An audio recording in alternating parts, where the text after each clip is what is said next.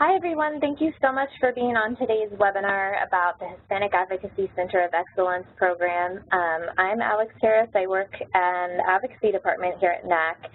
I'm the Grassroots Advocacy Manager for Special Populations, so I really focus on how we can make our advocacy programming more inclusive and more open to everyone, because I really believe everybody has a role to play in advocating for the health center movement.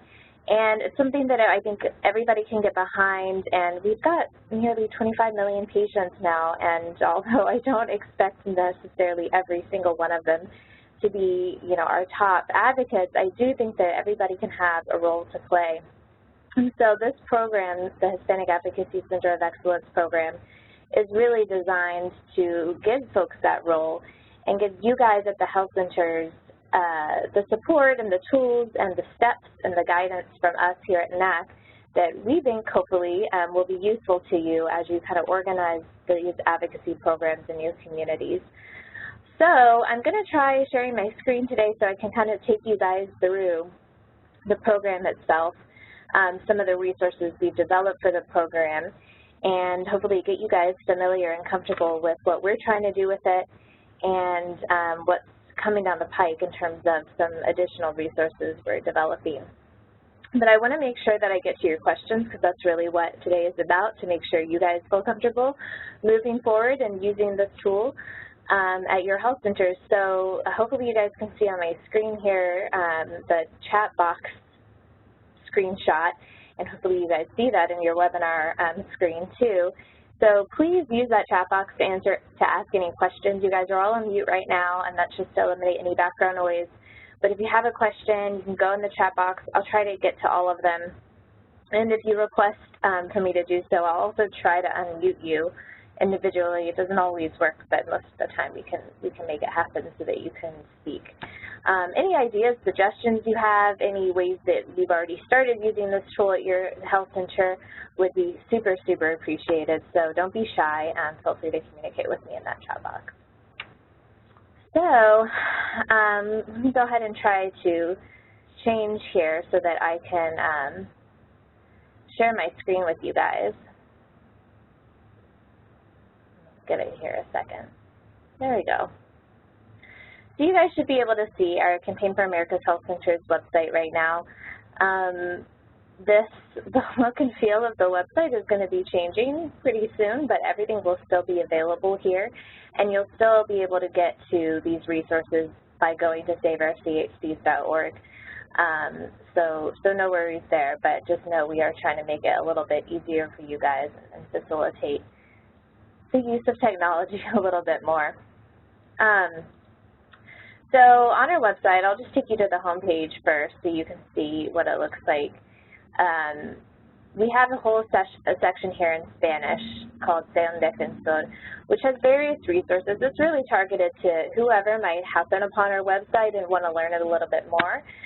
They can sign up to become an advocate here through an online sign-up form. They can learn a little bit more about health centers. They can learn a little bit more about health center advocacy and what we do here at NAC to advocate for health centers. They can access some flyers and tools and resources to spread the word if they want to take things a step further. There's a story collection form here. And then, of course, the last thing here, the ASE, is that Hispanic Advocacy Center of Excellence program. And that's where you'll find the resources we're going to talk about today.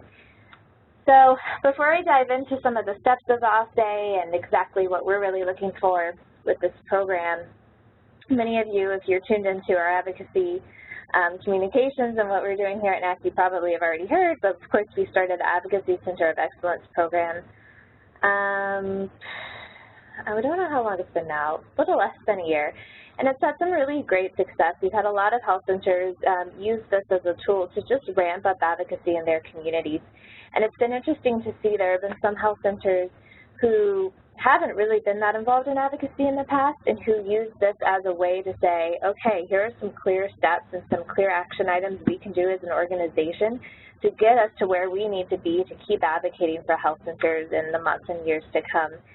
And then there have been health centers who have been advocating and really active in all our advocacy efforts for years who said, oh, wow, like here's a step that we could actually focus a little bit more on, or look, we can check off a lot of these boxes already because we're already doing it.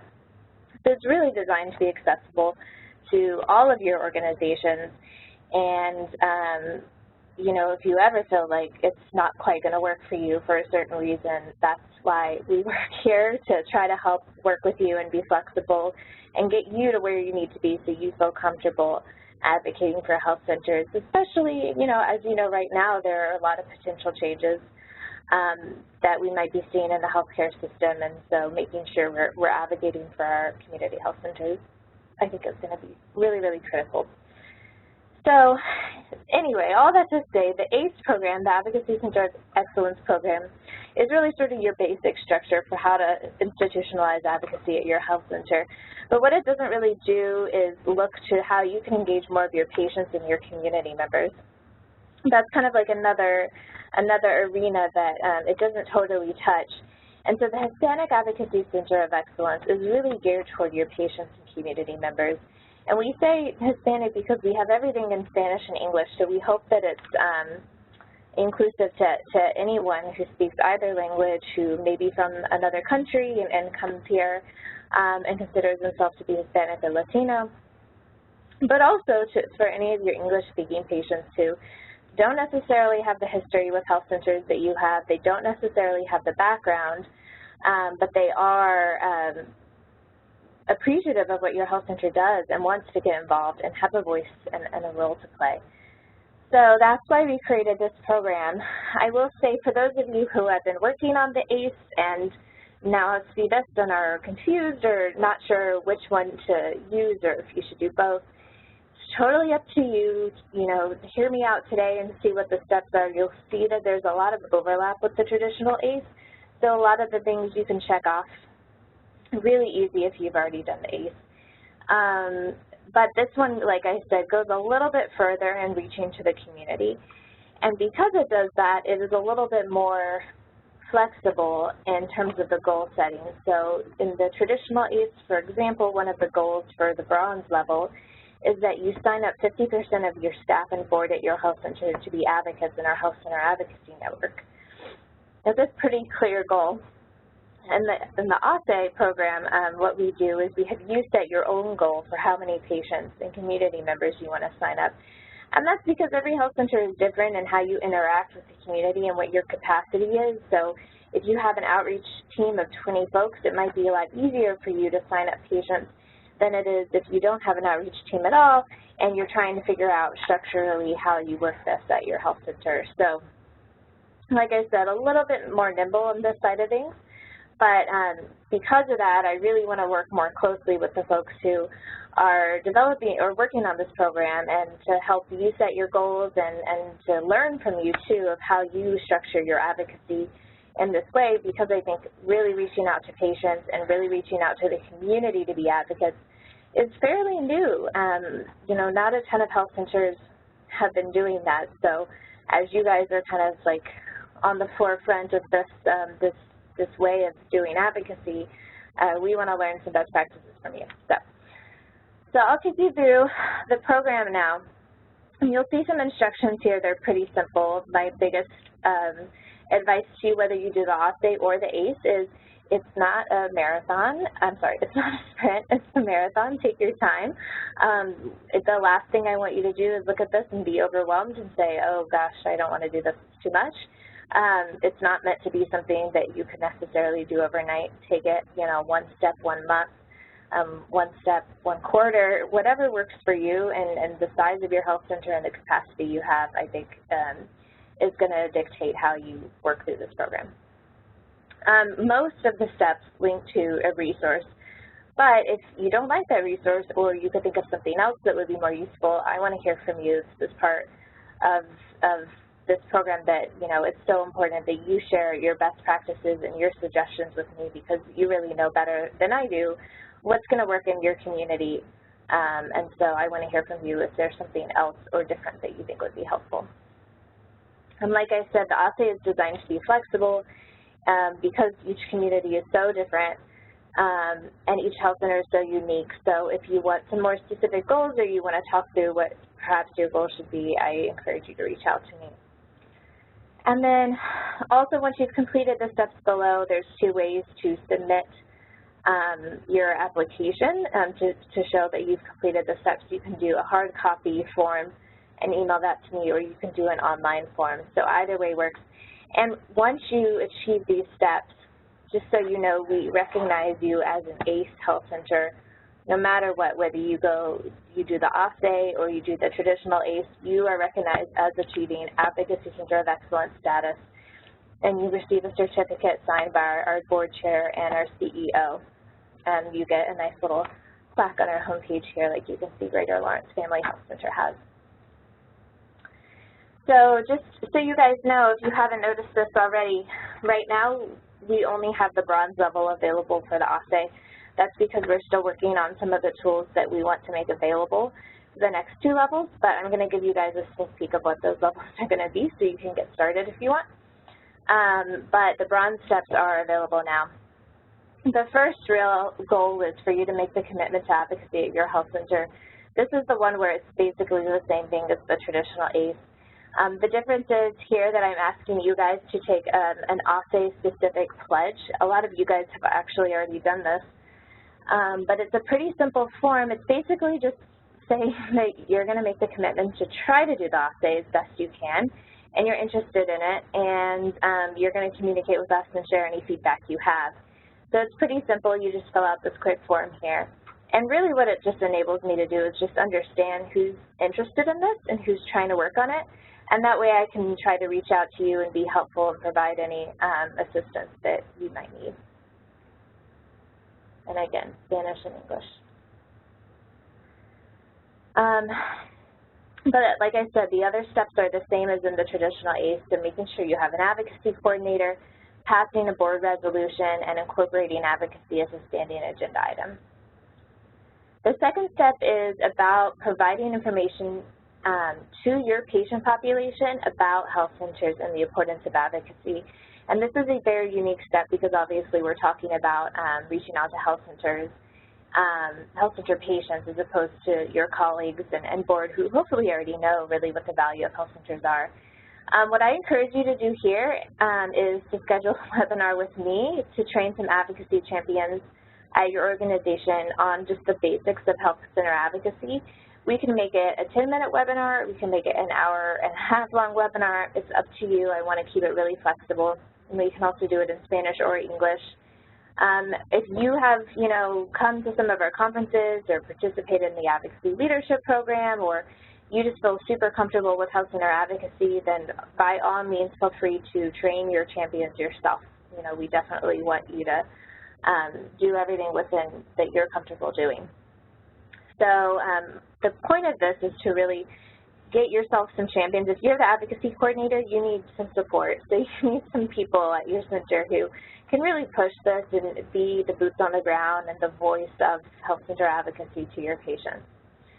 We also have a video here. It's a 2-minute video in Spanish with English subtitles about the importance of being an advocate. It's very simple, it's very fun and light, and I definitely encourage you guys to play that in your waiting room or just wherever you're able. If you don't have TVs in your waiting room, maybe put it on your website or something like that.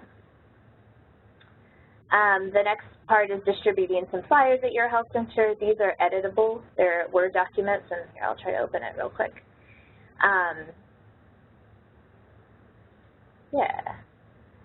So you guys can put your logo here instead of ours. You can change the colors, you can change some of the information, but the point is just to have a flyer handy, available in your waiting rooms that your patients get used to seeing, and understand that your health center is a part of this health center advocacy network, and that they can participate and have a role too. And then we have some social media posting suggestions as well that you can incorporate into your social media plan. The third piece of this, is incorporating advocacy into your community outreach. And again, this is tricky, because every health center that I've worked with has a completely different approach to doing outreach. Some people have very large advocacy outreach teams, and others don't have any outreach, and so it can be tricky. but that's why we're trying to really keep it flexible. So here are some of the things that we suggest. The first is create an advocacy booth for community events and bring some information sheets, and I'll show you guys the information sheet here. It's just a basic infographic, one side's in Spanish, the other side's in English, that talks a little bit about health centers, what they provide, and how you can get involved. And again, like, this is meant to be friendly toward, you know, somebody who doesn't really understand what a health center is or why they would want to be an advocate. This isn't a PDF document, but if you want a different version of it so you can edit it and adapt it, definitely let me know, and I'll try to get that for you.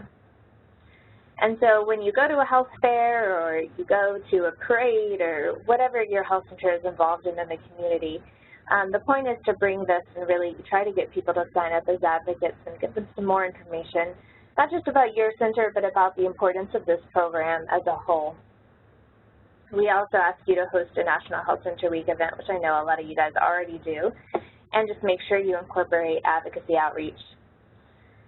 And then we also ask you to do some type of other event at your health center, like an open house or a community town hall, where you incorporate some of these materials and outreach as well. The fourth step has to do with providing patients a way to get involved in advocacy and make a commitment. So we think the education piece is really important. We want them to hear from you guys about what health centers are and that you're involved in advocacy and how important it is. But at the end of the day, we want people to take action, and we want people to feel like they have a role to play and they can make a commitment. So there's a couple of ways to do this. One is use the sign-up form. And again, we can provide you an editable version of this. And leave this in waiting rooms and take them to your events with those infographics. And just get people to sign up. They can check this box here to say, yes, I want to be an advocate. It's like signing a petition. And then once you have those completed and signed up, you can just take a picture or scan them and send them to me. And I'll import them into our Patient Advocacy Network database. And that way they're going to get just about a weekly bilingual communication via email that's patient-friendly with patient-centered action steps and not all the sort of in-depth policy information that you guys see if you're signed up for like our Washington update, for example. So patient-friendly action steps, patient-friendly information, bilingual is what they'll be signed up for if you send these sign-up forms to me. And again, so here, you know, it's difficult for us to prescribe you a goal because we don't really know exactly what you're dealing with in every single community. But we say at least 50 advocates a year is what we'd have the goal for, and I think most of you can probably do a lot more than that. So just work with me and see, you know, what you think your best goal is going to be, and just give yourself something to work towards, something achievable, but also relatively lofty. We also ask you to engage the local media and publish at least one letter to the editor or op-ed annually.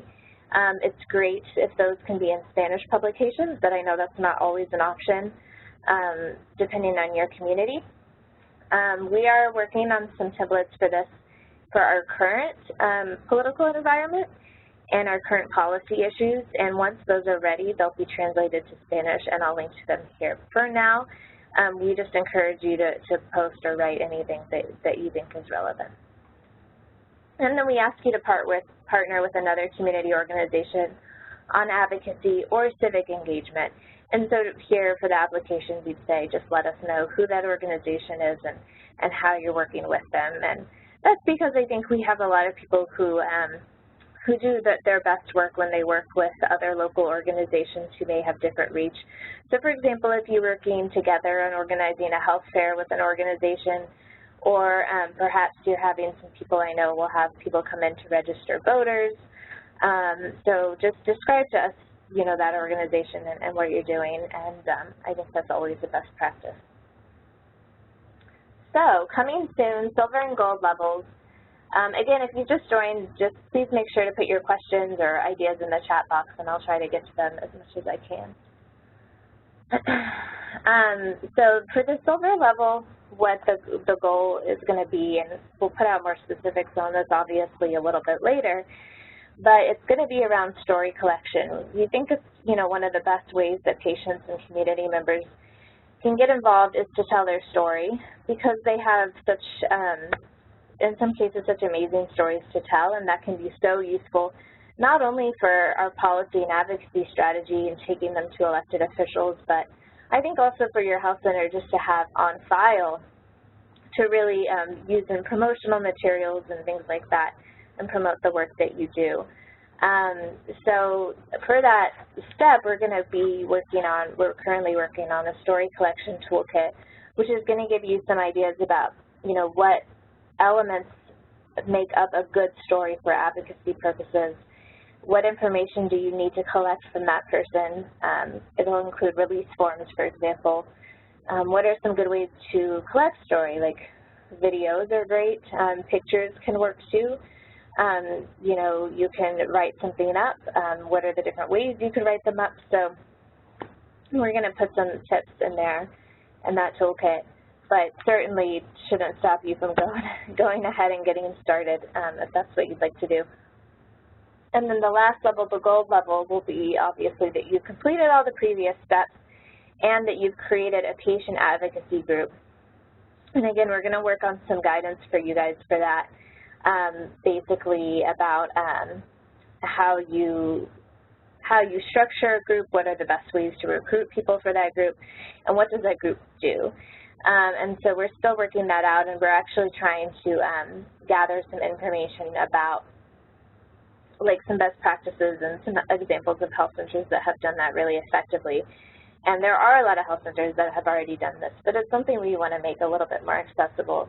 And the great thing about the patient advocacy group and about this generally, and I just got a really great question about what are patients advocating for. And I think, the idea behind this program is that you're ready to advocate at whatever level you need to advocate for. You're building capacity, you're getting people used to hearing from you about advocacy, and you're getting people prepared to tell the health center story and to tell their story with respect to health centers. And that's huge, and that can be used at the local level, at the state level, and certainly at the federal level. So one of the things that I see as being really valuable as the patient advocacy group is that the patients can come to the group and express concerns that are going on in the community that require advocacy. And that way they can come together and they can help organize and be those champions and those mobilizers on the ground in the community. And so again, the guidance we're going to be putting out is going to give some more information about how you guys at the health centers structure that and help try to mediate that. And it's hard. It's going to be very different for every center and dependent on the personalities of the patients you have in the group. But I think it's really valuable because you're building up a level of trust that the patients can come to you and know that you're sort of this advocacy center, and from there, you can push out on issues that are affecting the health of your community. So hopefully that goes through the entirety of the program. We're hoping that the silver and gold levels will be ready by the spring, so definitely stay tuned. But like I said, there's no reason that you can't go ahead and get started on those activities, especially if it's been something you've already been thinking about. That's just when we'll be able to release some of the supporting guidance. So any other questions?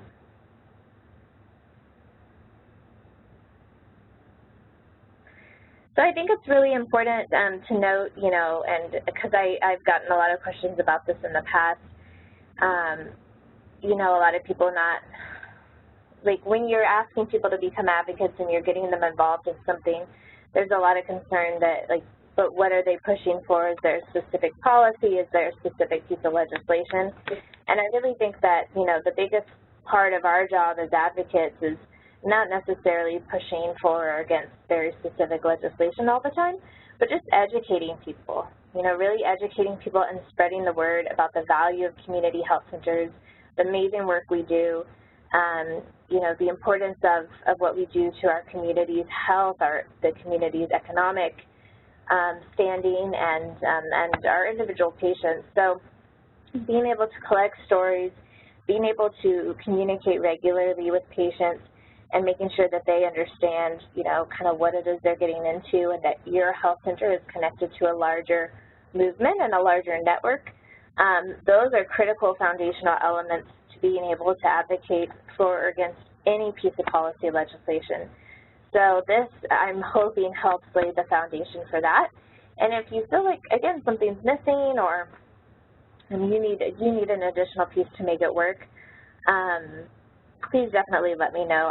I really want to be hands-on and work with you guys very closely, because I want to learn what works and what doesn't work, and I want to be able to provide you with the best possible resources and materials. So I promise to do my best to do that, and I just hope that you guys will be in touch and reach out if you have any questions or suggestions. But we'll leave it there for now, and I'll just say good luck with everything.